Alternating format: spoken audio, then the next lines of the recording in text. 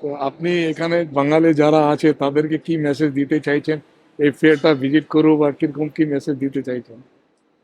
আমি তো অবশ্যই বলবো যে যারা কলকাতা অন্তত এই এলাকার সংলগ্ন প্রান্তে থাকেন তারা একবার আসুন। মিলন মেলাতে অনেক বড় বড় আমাদের শিল্প বাণিজ্যের কর্মসূচি পালিত হয়। এখানে মুখ্যমন্ত্রী নিজে আসেন, নিজে এসে অনেক প্রকল্পের উদ্বোধন করেন। আমি তো নিজে এই বিষয়টি মুখ্যমন্ত্রীকে অবশ্যই জানাবো যে এত বড় একটি ব্যাপার এখানে হচ্ছে, এবং আমি সকলকেই বলবো যারা প্রান্তে প্রত্যন্তে থাকে, আমি নিজেও কিছু মানুষকে পাঠিয়ে দেবো আজকে বা কালকে পরশু বলার পর যে গিয়ে দেখে আসবে। প্রবেশ মূল্য বোধহয় নেই, মানে একদম ফ্রি আছে। ফ্রি আছে। তা তারা আসুক, দেখুক। মানুষ যত বেশি এসব দেখবে, শুনবে, জানবে, তাদের জ্ঞানের পরিধিও বিস্তার হবে।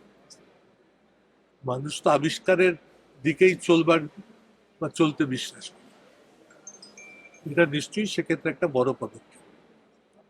এবং শুধু আমি এখানে না, আমার সঙ্গে উড়িষ্যা থেকে এসেছেন অশোক সিপানি, অশোক জৈন, তিনিও আমাকে এখানে আনতে উৎসাহিত করেছেন।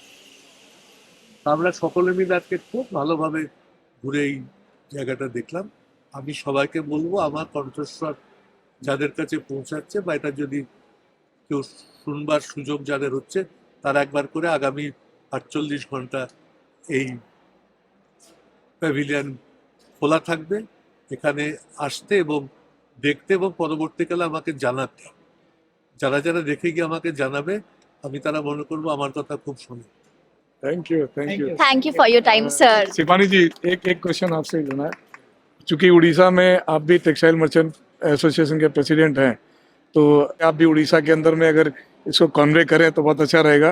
तो आप भी एक मैसेज अपना दे देता तो अच्छा रहेगा। देंगे। ये जो देख के लगा, मैंने तो शायद पहली बार देखा, और हमारा उड़ीसा में इतना डेवलपमेंट भी नहीं है जिस तरह का डेवलपमेंट यहाँ पे देखा। हम चाहेंगे आप उड़ीसा की ओर भी बढ़े और वहाँ भी इंडस्ट्री को आगे बढ़ाएं, इस industry. Thank you so much.